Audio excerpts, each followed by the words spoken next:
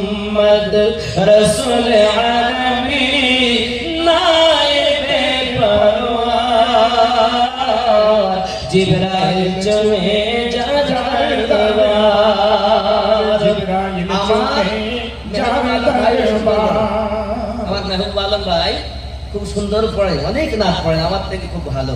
খেয়াল করেন, চার কদম জমিনে পড়লে দুনিয়ার হয় মিরাজ, রাসূল পাকের জুতা মুবারক আরশ আজিমের তাজ।